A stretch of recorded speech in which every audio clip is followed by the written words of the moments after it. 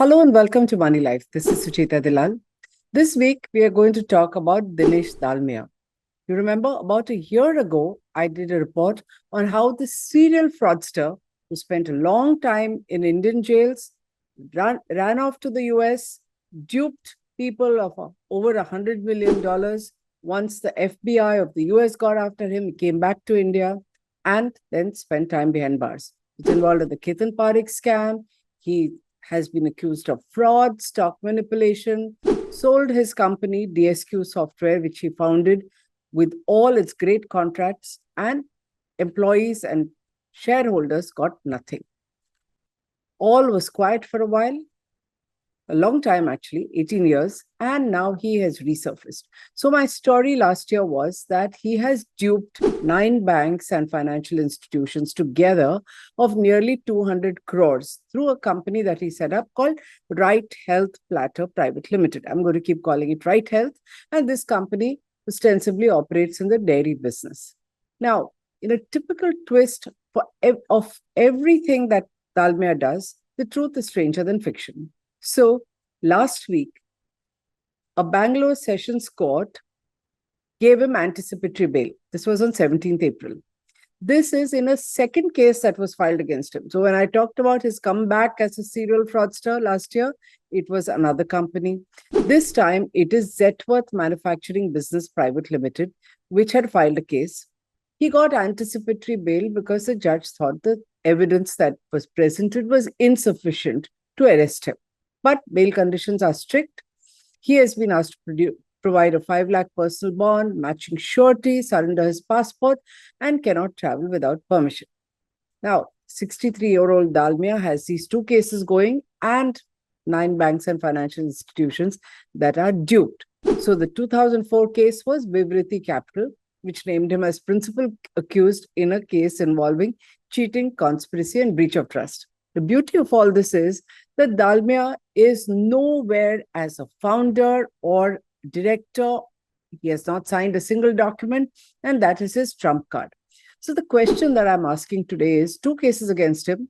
Is he going to just slip through the loopholes because the same money laundering rules and know your customer requirements harass us to death, shut our bank accounts without permission, have allowed a man like Dinesh Dalmia, with all this past, with all this history of everybody from the CBI to SEBI to Serious Frauds Office, Ministry of Corporate Affairs, the Finance Ministry, surely, because there were 2 joint parliamentary committees. All of them know about him, but apparently not our banks and people who lend money and agree to do business with him. Some of them have claimed that Dinesh Dalmia presented himself as Dinesh Kumar and hid the Dalmia and his wonderful shining history. But same Chennai, this man's companies with all their name changes started and are in Chennai. And apparently Chennai banks are not interested. So now he is accused of criminal conspiracy, forgery, and misappropriation of $4.7 million in a very complex cross-border transaction. Case is being investigated by the CID, Chennai and Bangalore. Now, how did all this come out into the open? Because, and I'm going to tell you how, the banks finally woke up when it's too late. Because RBI rules say it, they order a forensic audit, which acts like a postmortem and only confirms all the different kinds of fraud, and the fact that, yes, banks have been duped, they were sleeping, and this is how money moved. So it was proven that there were problems. So after dragging their feet for all this time, they finally filed a police complaint. The charges against Dinesh Dalmia and the ease with which he's been able to obtain large credit facilities, remember 200 crore, raised troubling questions about our know your customer regime and its implementation. We talk money laundering rules. I will tell you how all this was going to Singapore. And cases are going on in Singapore. What money laundering are we talking about? People like us who are not sending a rupee abroad, our accounts are frozen, and banks don't care about these rules. But every time we appeal to the RBI, RBI's answer is, oh, not us. This is Finance Ministry, money laundering rules. For heaven's sake, relook at those rules. Because if Dalmia, a known offender, can gain access to significant funding once again, it means that your rules are not working. especially when he says, I'm not even there in any official role, and yet they're giving him money. And who are these lenders? They're not any small company running a mom and pop shop. They include people like HDFC Bank, Bank of Maharashtra, and others, top ones. They seem to have dealt directly with him or under his alias Dinesh Dalmia, Dinesh Kumar. But let's come to that. What is the web that he spun this time? At the center of this alleged fraud is this company that I talked about, Right Health.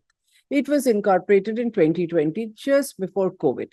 Over the following years, he, as always, set up a cluster of interconnected firms, some here, some overseas, some with similar sounding names. So if one is Right Health Platter, one will be Right Health Private Limited, one will be Right Health PLC or whatever. They are extremely confusing, similar sounding with overlapping directors as well. Zetworth, which has filed the case, specializes in manufacturing and supply chain solutions and has operations in India and Singapore. Now, Dinesh Dalmia, representing himself as a director of Right Health, apparently negotiated a complex deal with Zetworth.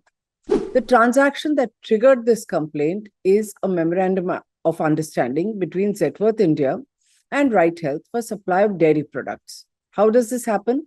Zetworth also has a company in Singapore. So it was supposed to purchase goods from Right Health and sell them to a company called Avmore Singapore. Avmore Singapore is important, okay? And Avmore Singapore would pay Zetworth Singapore, which in turn would transfer the money to Zetworth in India. But the goods would be supplied directly by Right Health. All this sounds both convoluted and opaque, and it's no wonder that the court is asking questions, because they're saying, why did you do this? Or provide more information, provide more evidence.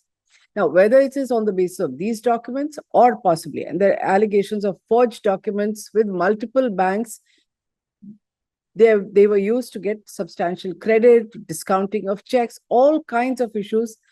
Everybody's alleging forgery. These allegations are flying fast and loose from all parties. We don't know what the truth is, because police can investigate and the courts have to sit in judgment. Trouble began in February 2023 when apparently Avmore Singapore stopped paying Zetworth. This prompted the latter to halt further orders, and that's the time when they began to allege a 4.7 million loss. And they then got a call from HDFC Bank, but we're coming to that because HDFC Bank wasn't waking up anytime so soon. Dinesh Dalmia has disputed all the claims in court. He says that Zetworth's total payment to Right Health was only 6.9 million, not 16.46 million as alleged. He also says they initiated insolvency proceedings in Singapore against Avmore, which were dismissed with costs. Now, I'm not going to go into all this because everybody makes allegations against the other. And I have been on WhatsApp with Dinesh Dalmia. He has long stories to tell. And he has a partner who also alleges that Dinesh Dalmia is the cheat. The real question is, why did Indian banks so readily extend loans to entities which are effectively controlled by a known fraudster who did not even have formal links with the company? So let's go to something that's formal, a police interrogation of Arun Arvind, who's the national sales head of HDFC Bank. Sheds a lot of light. He admitted that Right Health Platter has an existing relationship with HDFC Bank's Gopalpuram branch in Chennai since 2020. That's the time it was set up, which means that HDFC Bank was very quick to say, fine, we're going to do business dealings with you. What did they do? We don't know, but the very same year that it was incorporated, HDFC agreed to be its banker. He also confirmed that the bank had interacted with Mr. Dalmia.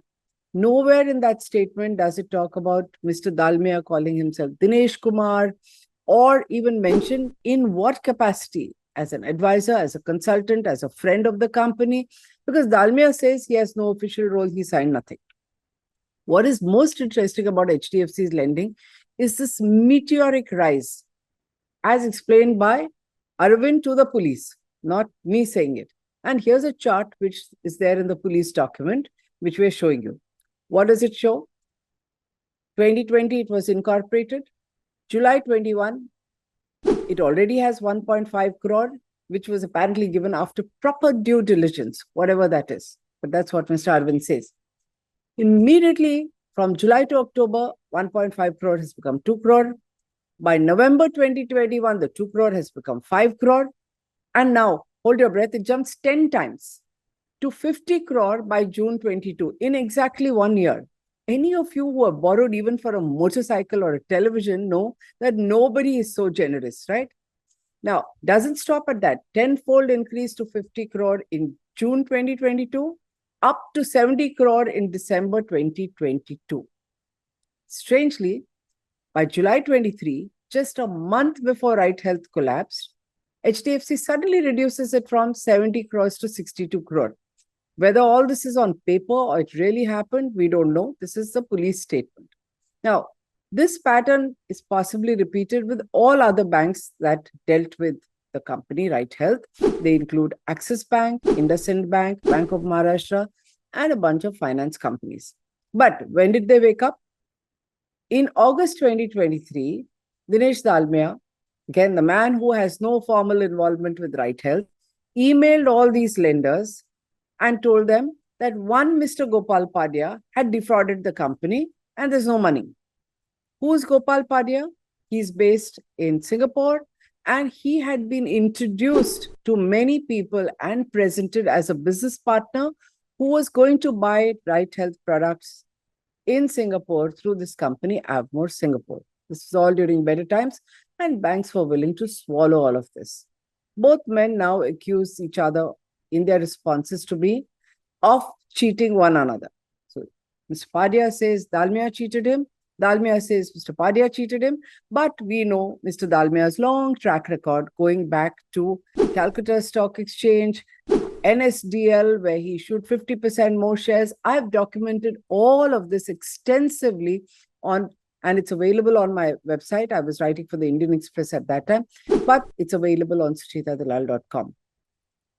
So Mr. Dalmia's mail, August 23, finally wakes up these banks. Then they remember RBI rules, so they appoint a forensic audit and they start action, create a consortium of lenders. And the forensic audit, like as always, confirms, yes, there was a fraud. So then they all go to the Chennai police and file a complaint with the Commissioner, Bank Fraud Investigation. It's still not clear whether everyone has lodged a complaint or it's a joint complaint as a consortium. And when there is no clear paper trail, alleged by Dalmia, to Right Health, Avmore, etc., what kind of uphill battle are they facing? What are the documents that they have? We don't know because the lenders, these great formal lenders, are completely silent. I've written an email to HDFC Bank. Let's see if they respond. What is clear, however, is the KYC system, so burdensome to us and even to the poorest of Indians who are surviving on subsidies, is completely ineffective when it comes to a habitual white-collar criminal like Dinesh Dalmia. What could be a bigger example? The ease with which he secured large loans suggests systemic incompetence, willful negligence, or collusion. Regulators and the public alike now need to wake up and ask, have any internal inquiries been launched against the bankers who facilitated this fiasco, or you just write off and continue doing this and it will happen over and over again? Yet KYC rules will remain in place and we will be told, oh, it's money laundering, we are suspect, but not the guys who actually should be suspect. HDFC Bank, like I said, has not responded, but it is up to us to demand that time the bankers face music or change the KYC rules, and do it now. If you agree, please share this video and subscribe to it. Thank you.